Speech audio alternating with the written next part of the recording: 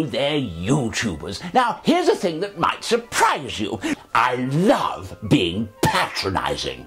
Now, don't get me wrong, I've always relished the challenge to my male assumptions. But far be it from me to deny it, I've always rather enjoyed a little patronising glance over my spectacles, something like this. Is that what you think? How very charming. It's such fun. Now, some of my students do occasionally ask me if I have anything resembling a private life. Well, I think that they are implying that due to my constant and ubiquitous presence within the college grounds, I simply do not have time for anything that resembles a private life. Of course, they may also be implying that as I am a rather lecherous old duffer of dubious reputation, that I must be like this because I'm clearly not getting any. Well, this is not strictly the case, you see. I am in fact married to a truly ferocious creature by the name of Dr. Margaret de Queed. I did pronounce it correctly then, Margaret. I didn't say dickweed, which I know you don't approve of. Some of you may no doubt have read my wife's most recent book, Medieval Sexuality in Western Europe. Dr. Dickweed is a renowned medieval historian, and her latest book is, to say nothing, extremely explicit. Goodness me, if you think your generation is obsessed with sexual coupling, believe you me, we have nothing on our medieval forebears. They were at it like demented rabbits. Absolutely non-stop. Now, of course, the fact that I am married to such an eminent historian should in no way imply that I have any special skills in the area of relationships. In fact, I am uniquely bad at them, as is Margaret, bless her.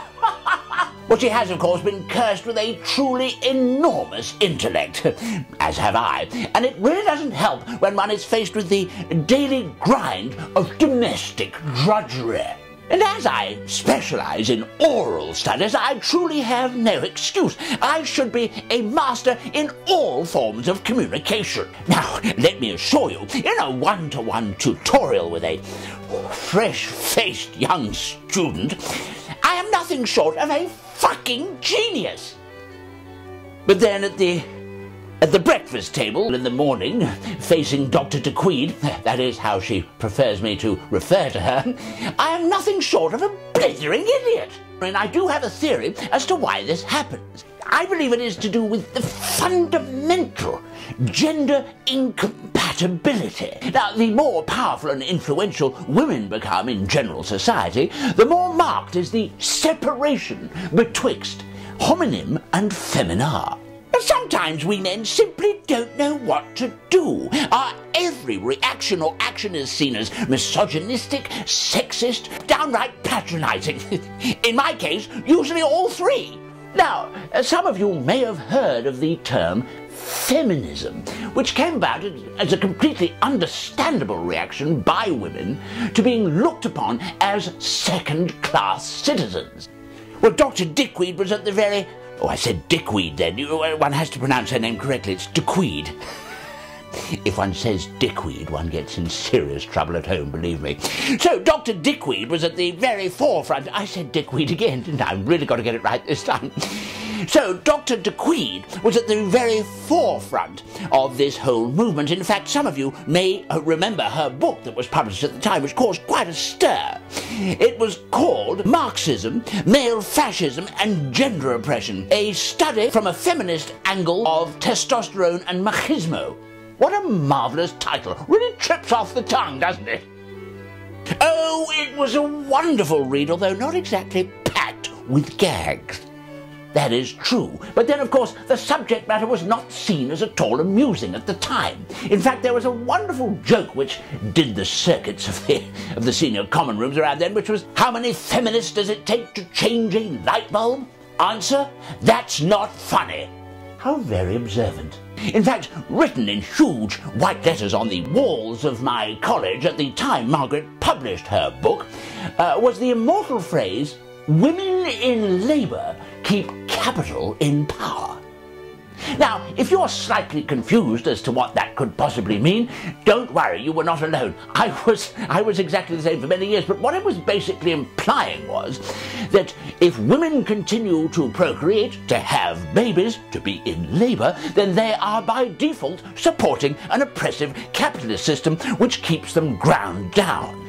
Well, needless to say, my lovely wife, Dr. DeQueen, was very firmly of that camp, and as a result, we have sired no progeny. There was no young Miss or Master Alice emanating from our very rare couplings. But then surely this is the dichotomy that so many women are faced with as they start to clamber up the ziggurat. Career and child-rearing. But these are questions which remain unanswered many years after the initial feminist assault on the male bastions of power. Bastions, one of my favourite words. Can a man remain at home and raise the children while the woman goes out to work and brings back the metaphorical bacon? Well, it certainly does happen, but I think we can all agree it does remain a fairly rare occurrence. Well, certainly there are now far more women in the workplace. They actually make up about 48% of the workforce in this country. There are women in the armed forces, in the media, in industry. Women are everywhere, and rightly so, I say. I personally welcome them. In fact, I wish they'd take over the whole bloody shooting match. You may think that I believe this simply from some sort of wishy-washy, liberal, politically correct standpoint, but I'm afraid that's very much not the case. I want women to run the whole show so that when it all goes horribly wrong, as it undoubtedly will, I can sit back in my study, lower my glasses frames to the very lowest point of my nose, look at them over my glasses and say, "Oh dear. Oh dear, you really have stuffed it up, haven't you? It's not our fault. The men aren't in power, so we're going to look down on you from a patronising height with complete political legitimacy." Ha ha ha! You see my point? It would be rather fun. I don't expect it'll ever happen. You know, I really would rather enjoy being that patronising. How marvellous. But anyway, YouTubers, if you have been, thank you so much for watching. I am Professor Vivian Alice, Emeritus Professor of Oral Studies. Thank you for watching.